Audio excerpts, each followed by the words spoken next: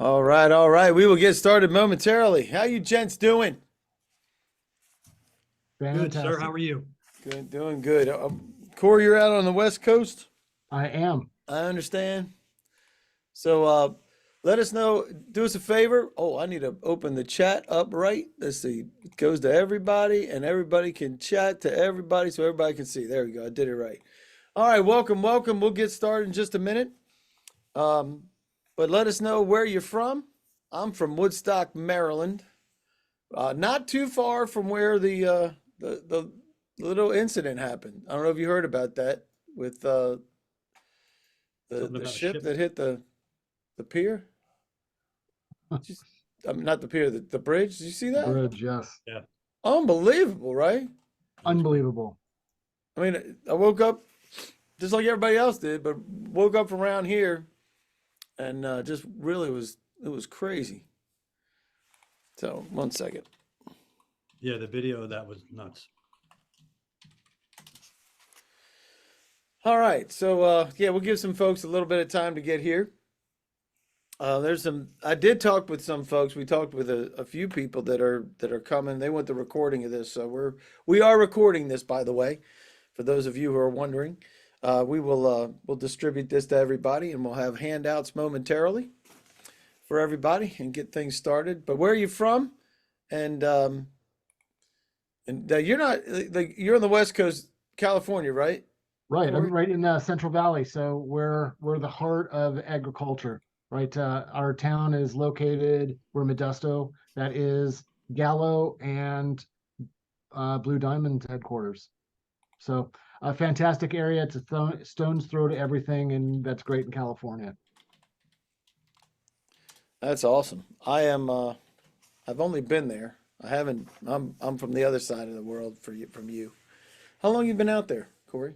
I'm a California boy through and through, but I spent a little time in the Midwest in St. Louis. So shout out to all the people from St. Louis, and a little time in Germany. Fantastic. Love it. Whereabouts in Germany? Darmstadt, and this is in the Nähe von Frankfurt. So in a little town close to Frankfurt, and then a little north in Bielefeld. Gotcha. Very cool. Very, very cool. Awesome. Well, we'll go ahead and get started because I know, like I said, there's folks that are going to be joining us a little bit later, as well as they want the recording. So we want to make sure we get that to them. All right. So we do want to welcome everybody from all the different agencies. We have folks from EEOC, HUD, EPA, VA, FDA, all the ones you see here. I remember seeing somebody from BOP. That's awesome. And from HHS, TSA, love that. There's a lot of things that we're going to be talking about today that are absolutely applicable to you. I'm going to welcome here George Madosky Jr. He's the founder and CEO of Madhouse. Say hey, George.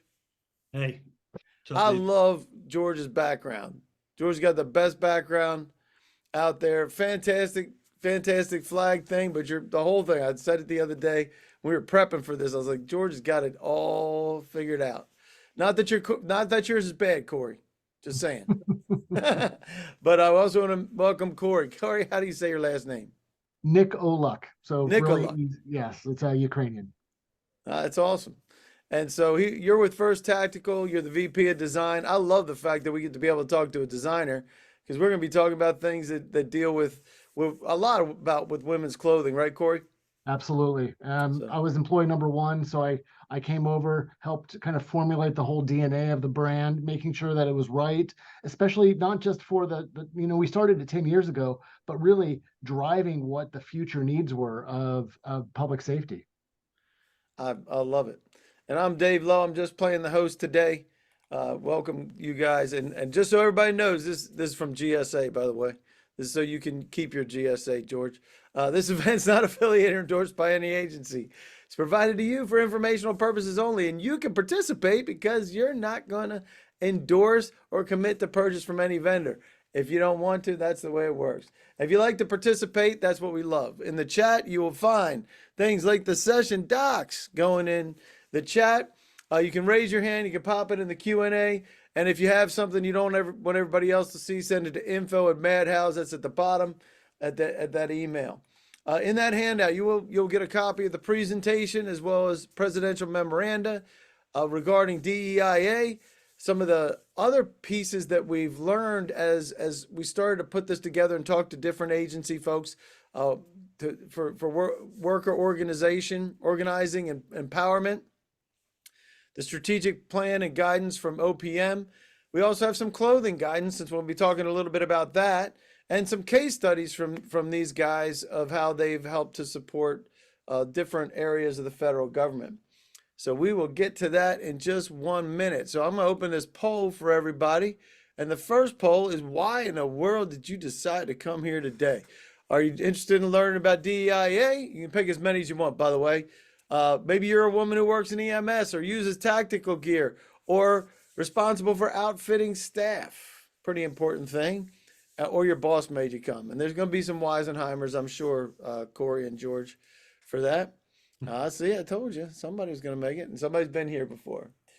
All right, so today, while you're filling that out, I'm just going to review real quick. We'll do some introductions. We have some federal initiatives, understanding what the gap is. There is a gap in women's apparel. And we're going to talk about how you can solve some of that and some inclusion of women in the diverse workforce, and that includes your agency.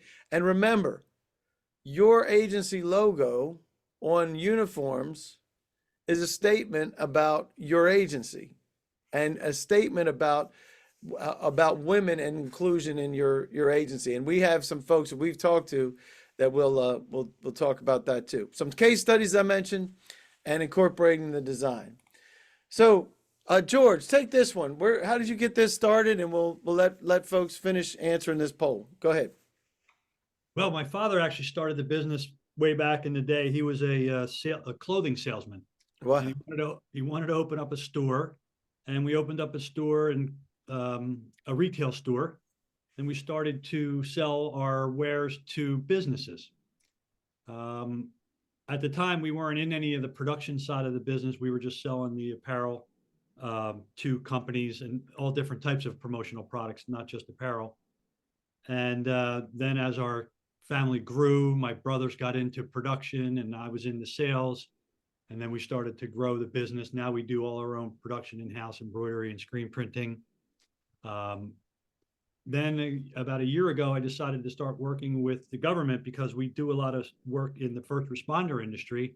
And we had a lot of government agencies coming to the trade shows that we go to, like FDIC and in Indianapolis, which is coming up actually next month. A lot of agencies from around the world would come and say, you guys got to get on the schedule because we can't get this stuff. You guys are embroidering it and decorating it right here on site. We're walking away with it. It's taken us 6 months, a year to get this stuff. And it's costing us, this much money. So we decided to get involved in that. And that's how here you are. We got here today. That's how you got here. And that's fantastic. You are a GSA contract holder, and you've done business with different agencies. And I love what you just said, because you go to these trade shows and you meet folks that they're right there at the time, and they say, hey, I'd love to put my logo on this. And you say, let's go. Yep. They send me the logo via email right there. I get it on my phone. I send it back to our shop. They have it set up for embroidery. Our machines are right there. We run it for them, and they walk away with it within an hour or two, depending on how busy we are. But generally, the show's a 3-day show. They leave with their stuff before they go home. That's cool. I never heard of that before. That's awesome. Yeah, it's pretty cool. That is very cool. All right, I'm gonna end this poll, and it looks like most folks are learning about DEIA, and then everybody's been here before. That's fantastic. I love the fact that that's been the case. So let's talk about this. What is your role in this as we jump into? Are you in the senior management? Are you responsible for DEIA compliance? Maybe you're in procurement, responsible for buying it, or maybe you're specifying it. And we love this because that's what, if you have anything, especially if you're specifying tactical gear, have any questions, we got a designer, excuse me, right here. And maybe you're on the front line using it. And while you're doing that, excuse me, my goodness. So one of the challenges that when we were talking about this briefing, right? We were pulling the information, and we realized if anybody's from EEOC and wants to talk on this, because I know some folks have registered from EEOC, the inclusion and empowerment of women. There's a study, and that there are pay gaps and separation issues, and some of these things actually revolve around the feeling of being included, right? And one of the things, wearing logoed materials, especially, you start talking about, we'll talk a little bit, right, about the National Guard. They're super proud of where they come from, aren't they, George? Yes, sir. And that inclusion right down at the unit level, right? And so take a look at this. Women resign at a rate of 2.5 to 4.5 times percent higher than the national government wide rate of 2.3%. And this has to do with feeling like you're part of the team, and you feel like you're included, right? That's where the inclusion is coming from. So let's talk about this. Corey, you do this for a living, right? You're designing these things for these parts. Tell us about this. Yeah, so the first thing when we look at it, we don't look at apparel as just clothing. We look at apparel as a tool. And it's very important to make sure that they function right, right? When you have a stethoscope or a pistol mag, there's no such thing as a male pistol mag and a female pistol mag. They're both the same.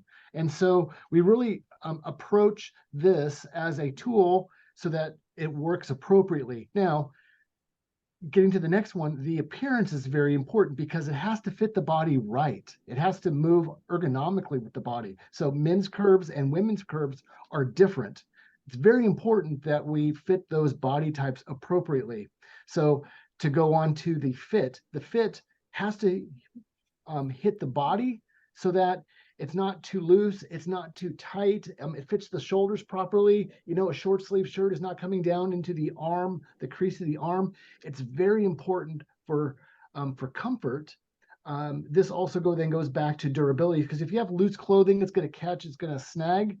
But in addition to that, it's a safety issue too. You don't want it to get caught moving through an environment, and you don't want the end user in the uniform to be constantly fixing or adjusting this so that things aren't popping open, it's not revealing. You want your operator to feel very comfortable in this uniform so that they can do their job and keep their mind focused on the task at hand.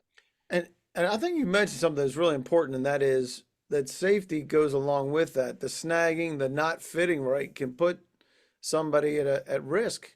Absolutely. Yeah.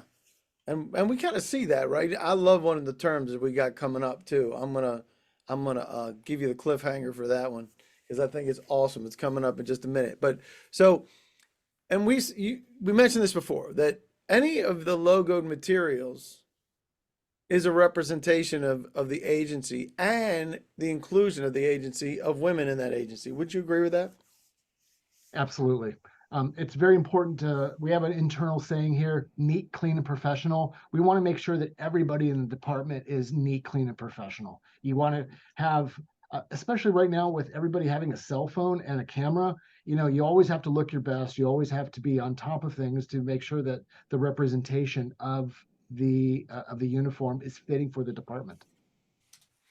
Awesome. Oh, by the way, I'm popping into the chat. This will take you right to all the handouts that you'll have. If you want to download any of these, we have all the supporting docs for this. So the mission, we mentioned this as well, George. When you're talking about some of the mission and unit inclusion, it is it's like a band of brothers and sisters, right? That's the way it is. Correct. Yeah. A lot of the departments we work with, they really sign on to that brotherly work ethic and relationship with their peers. They all want to look the same. They want everything to match. They want to make sure that they're going out in the public with their logo. Okay, we're going to do our logo here. We're going to do our company patch here. We'll do our designation and names on the right chest. We make sure that all that stuff is in line and everybody's looking exactly the same. Like when we go to these trade shows, we'll have 6 or 7 guys walk up, because a lot of these guys are volunteers and they're buying some of this stuff on their own dime. And they're like, we want to buy 6 shirts or 10 shirts or whatever it is, and we want all of our guys to look exactly the same. The unit cohesion and the connection that these guys have, guys and girls have with each other when they're working together, is really a big thing. Yeah, I like that. That's a good word, And it's what they cohesion. look like in front of the public too. So when every time they go out, if one guy's over here and somebody sees him and they see another guy over there, they look the same. Everybody's looking the same no matter what. Yeah. And I like what you say here because it does impact your ability to recruit and retain. And we talked about the issue with retention of women being more difficult or losing more women in the federal workspace than men. And some of this just is really simple. They just don't feel like they belong, or they don't feel like they're part of the really in, right? Yeah. It's hard for them because a lot of times you can't get the stuff, or they feel like they can't get the stuff that all the guys can get. The guys can get this shirt, but the women's, they don't come in that shirt. They don't, you know, they only go up to this size, or they don't have this available. So they don't have the same kind of choices. So they, I guess they don't feel that there is equal.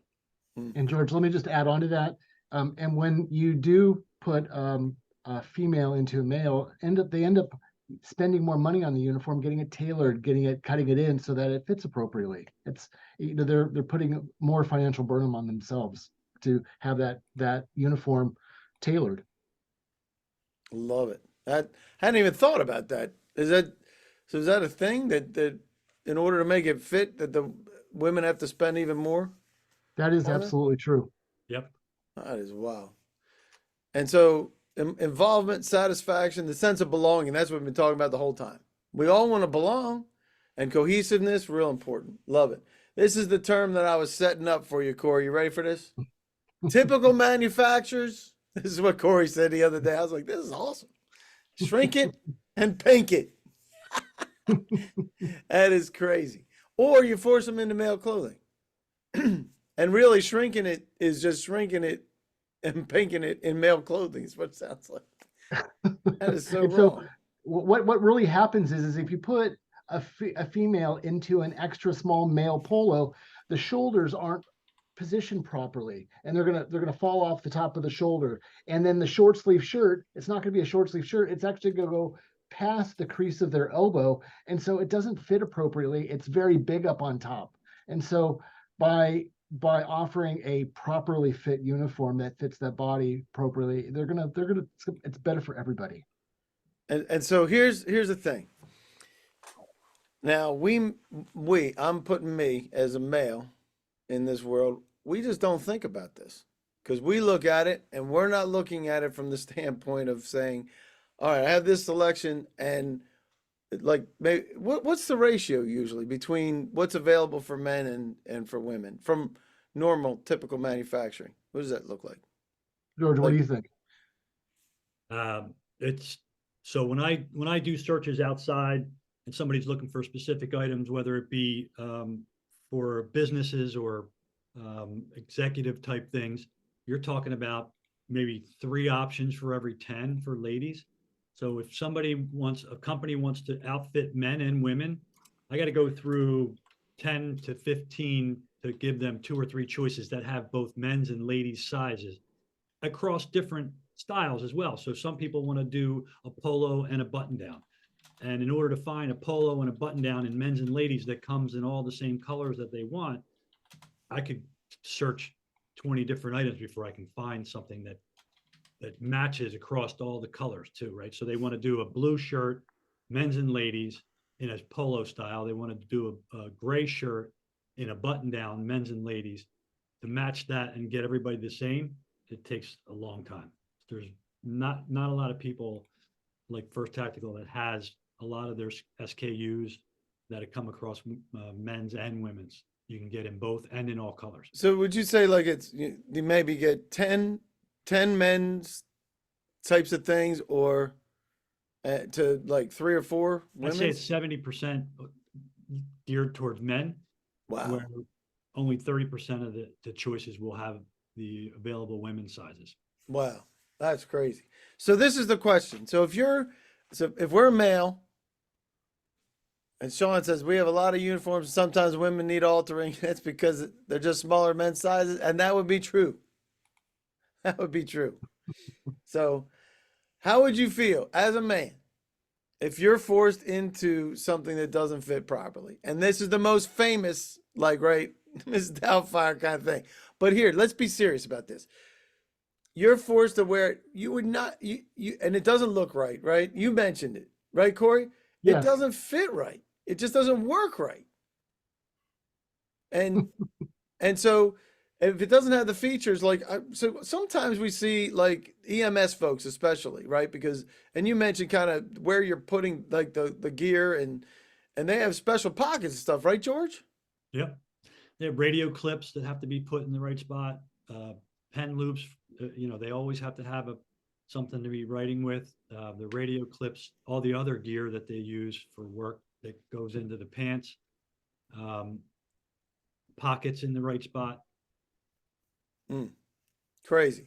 Right. And especially when you start taking a look at the EMS, we had that picture that flashed up. Women are down doing compressions, working on a patient, and if it's not fitting properly, women are really concerned that their shirt is gaping open in the front because it's not fitting properly up in the upper part of the body. And so they're now concerned about that and not really focused 100% on their job. So if you have a properly fitting op in, it really keeps their mind on 100% of what they need to be doing.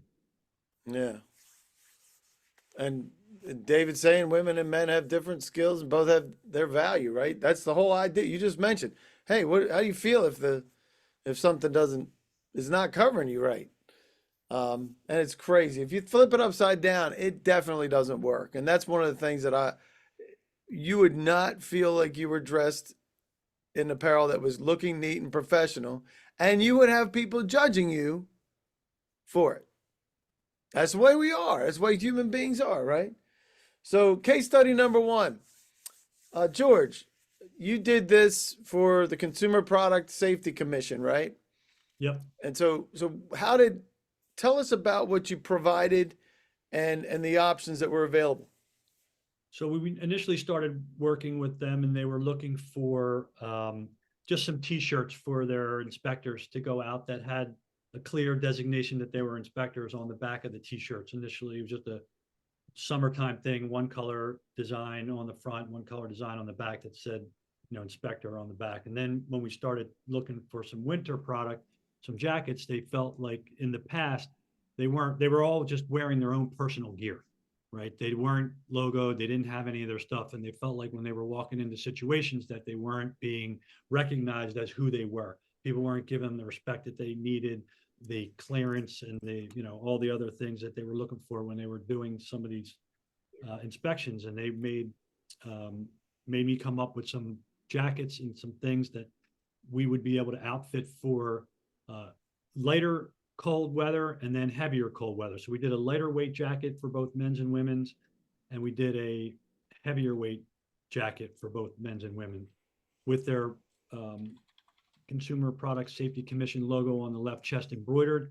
And then we did some heat seal vinyl reflective type stuff for the back that said inspector. So when they were in a situation or in a building or in wherever they were, people knew who they were from afar to see, they could see who they were and what they were doing. And how did you get any We got feedback from the folks? everything that they needed for men's and women's in sizes, I think, from extra small to triple X. That's awesome. Any feedback from anybody there about how that made them be more cohesive, like you said before? Yeah, well, for them, it was a big thing because they were in the past, they felt like when they would go into a situation that they just weren't getting any kind of recognition from, the people who they were there to see. They wanted a certain level of respect and a certain level of recognition when they would go in, but they're all wearing, any kind of jacket that they have at home. And it wasn't until they took off their jacket that they had a logoed piece on. Mm-hmm. But it was the whole team signed on once we gave them the virtual proofs and showed them what everything was going to look like. everybody was very excited about getting it That's and awesome. wearing them to work. And you've also done stuff with the National Guard, and I'll get to the question in just a second.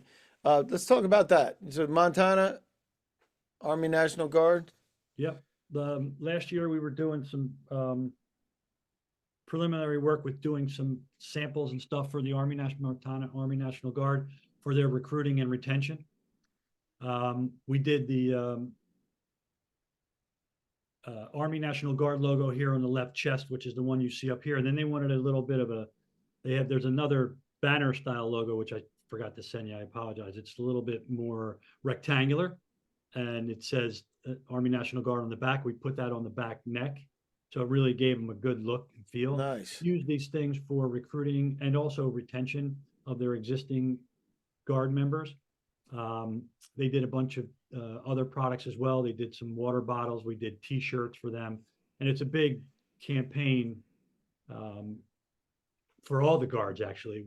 We work with the Florida Army National Guard. We're actually doing a bid with the Ohio National Guard right now with the same types of products that these guys, and they're using brand names, which is really, I think, very important to them, that they're showing these people, hey, listen, we hold our brand in high regard, and we're going to use high-end brands to show you, what they're not just giving away, an inexpensive, cheapy kind of thing. These guys are looking for stuff that's going to represent the Guard. And Audra's saying, asking, are your products BAA, TAA compliant? That's a great question. Yes. Well, I mean, there are obviously ones that are not. All the ones that we're working with these guys are all TAA compliant. Yes. Wherever they request it. Some of the agencies don't.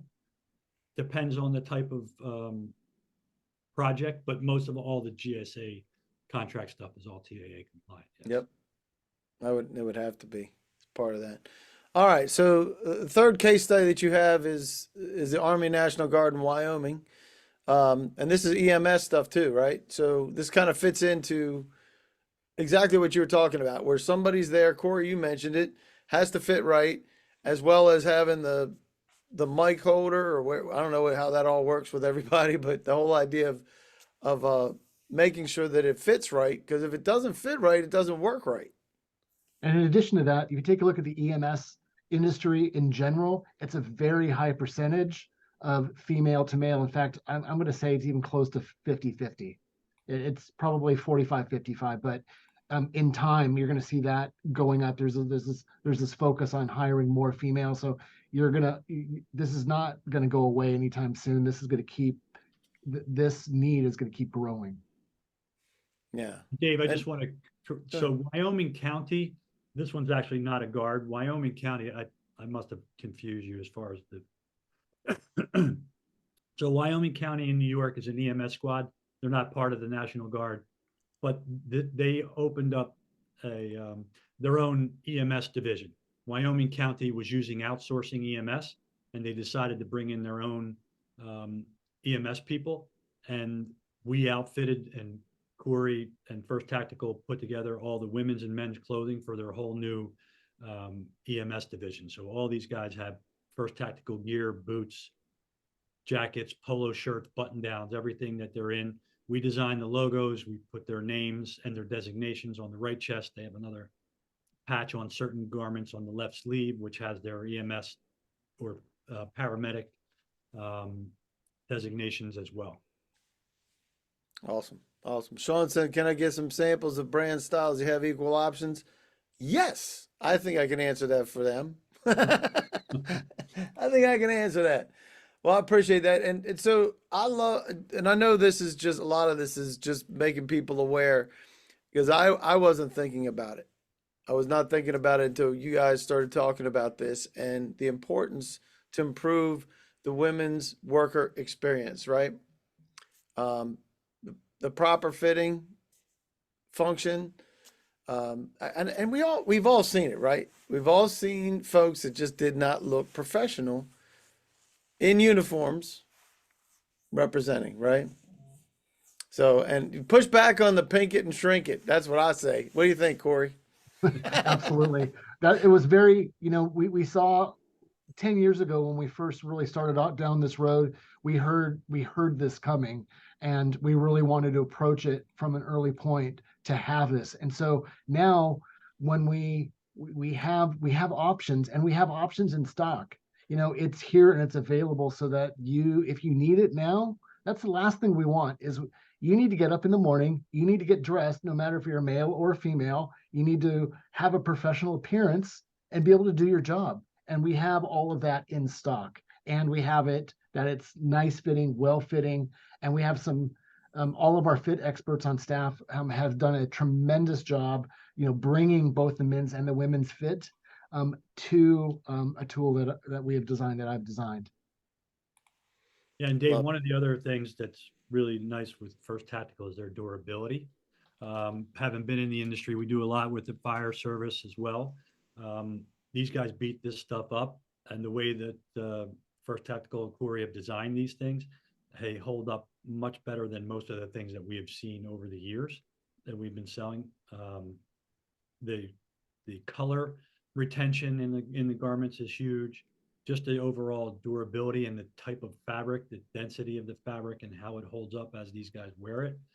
We've been selling them now for probably 5 or 6 years at these different shows and to departments directly. And when people come walking back through the same show that they've purchased stuff at before, and we look at the garment that they've had for 4 or 5 years, they look spectacular.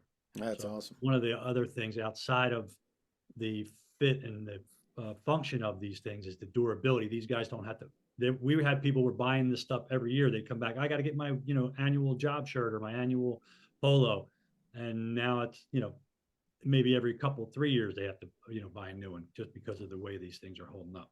And that does. It's bad for us because we actually make such Yeah. good clothing that they don't need to buy as often. So George, I apologize for that. But it's a mission statement. We need to provide great quality gear for both men and women. What can I say? You need to build in some obsolescence. Apparently, that's what's happened. So yeah, best practices: verify that the manufacturer supplier can provide and source a full selection of women's apparel, not just 30%, like George was talking about. That includes long sleeve, short sleeve, right? This was really interesting because I'd never thought about this either. You have the jacket on because it was a short sleeve shirt, and now they don't even see the logos. And then selection of colors, and you do all these, right? There's first responders, EMS, safety gear, tactical gear, all those, right? All of it. And we wanted to make sure that if you're looking at other manufacturers, take a look at their women's selection and their men's selection. And they should be equal, right? You don't want to have 18 colors of men's pants and 5 colors of women's pants. You want to make sure that they're offered all the way across, and that they're offering both long sleeve and short sleeve, because you're going to have both a male and or a female in a range instructor, and they need to have a red polo. We offer that both long sleeve and short sleeve in red. You're not going to see that from other manufacturers. So we're very conscious about that. 80% of our line have both men's and women's in there, which is unheard of in this industry. So we offer a very full selection. And there's some juice behind this, right? Because the whole idea is your agency, you want to make sure your agency is represented, right? But the comfort and coverage and functionality, all those things, you want that to be equal. And you're getting this come down. It's a great time for this. Engage your HR folks and the DEIA, CX, customer experience. That's what CX means if you're not from those teams, but you do have one in your agency, and schedule a meeting with Madhouse, or you can pick somebody else too, but address your agency's approach to include women apparel and the gear, right? That's the first thing. And then review your processes to make sure that you're including the neat, clean professional. It could be, you want your whole team to be neat, clean, and professional. And then participate in a wear test. What is a wear test, by the way? Go ahead, Corey. George, you want to take this? Or you want me to take it? No, go ahead on the wear test. You be better with that. Okay, so we really want to make sure that you love our gear. We don't want you. I'm going to tell you all day long how great our gear is, but We want you to be able to tell us exactly how you feel in it. And honestly, we have thick skins here. If you don't like it, I want to hear that too. And I'm going to say 80% of the time we win. A couple times we don't, but I'm okay with those odds. We really try to make sure that we make great, great gear that fits well, and we want you to tell us about it. So what we're offering is a wear test. So if you have a 50-man agency, let us know, and we'd like to set both a male and a female, a shirt and a pair of pants for both in there, so that they can tell you exactly how they feel in the gear. And we'll decorate it for you so that they match everybody else. And that's really Madhouse's experience. He can do it during a trade show. He can certainly turn something around for you. And you also do, I've seen jackets, I think, that you've done. They're not cheap jackets, like the ceremonial type jackets and products. Yeah, there are some expensive jackets, especially some of the EMS, the bloodborne pathogen type jackets, waterproof parkas. Those can get very expensive, but they're made that way for a reason. I mean, they have a lot of function and a lot of special features. Love it. And just key takeaways before we get you guys out of here. There is an apparel and functional gear gap, and you can do something about it. So we work together, and you're going after and you're requiring the providers to have a full line. You're providing women with the same function, equal gear as their counterparts. Guess what? That's good. That's good for your agency. It's good for the women, and it's good for your entire group. And training your purchasing team, because a lot of times some folks are like, I don't care where it comes from. Right, George? You've heard that. Yeah, Oh. sometimes. So, and evaluate your vendors. And that's why GSA does their job first with folks like Madhouse, because they can be a great resource. And I guarantee you this, they're not going to charge you a dime to talk to you about it. And make sure you got it. So if you'd like to continue the conversation, that's where we are right now. We'll get you guys out of here in just a minute. We'll have any last minute questions. So if you want to continue the conversation, maybe you want some samples, maybe you want to participate in a wear test, because that's what we can do. And also at the beginning, I said, you are not obligated to buy from Madhouse, but if you want to, you can, because you have two different schedules, two GSA schedules, a little bit different products. And also, if you have to run it through, or it has to be done through an 8A or any of the other organizations outside of small business, hey, you do work with other people too, right, George? You help them. Yep. So we will get you the video recordings, session docs, one-on-one meetings, some sample logoed products, and we'll make sure we get you what you need. So one final thought from First Tactical side, we dress everybody in the department, even pregnant women. So we have a new maternity pant. That's also an important aspect to clothing everybody. So just make sure you keep that in the back of your mind. If you have a big department that really needs to clothe everybody, that comes up from time to time. Remember First Tactical. I love it. So, and because you got, George, you actually sell First Tactical gear. That's the relationship here, right? Yep. We also, First Tactical, we're in the middle of adding them to the schedule. So you will be able to go on soon, as soon as the modification is done, and see the products on our schedule. Oh, very cool. Yeah. It's in the process. The mod has been, we're just waiting for our contracting officer to approve everything and get it all uploaded. Yep. So any last minute questions from anybody before we jump out of here? We appreciate you guys joining us. We want to get you out at the 40-minute mark if we can.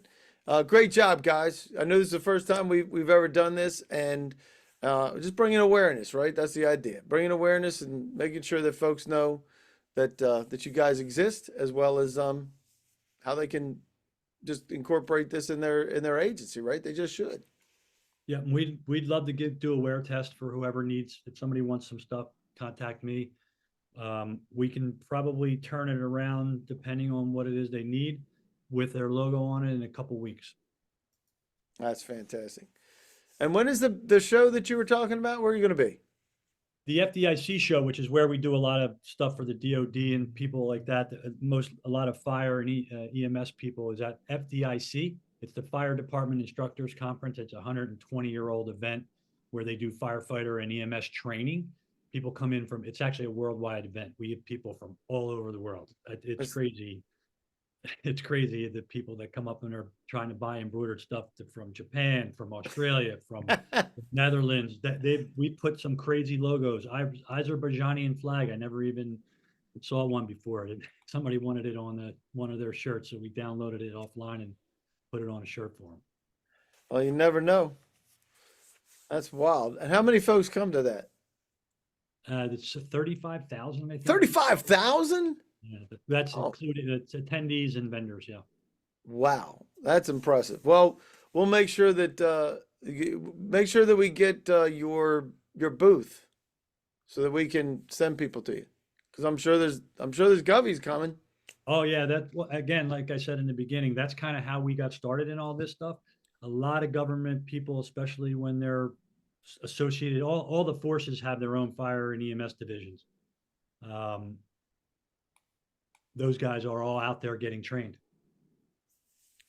That's awesome. Well, we appreciate you guys joining us, and everybody from the agencies and those who are listening to this recording because you're asked for it for the first time.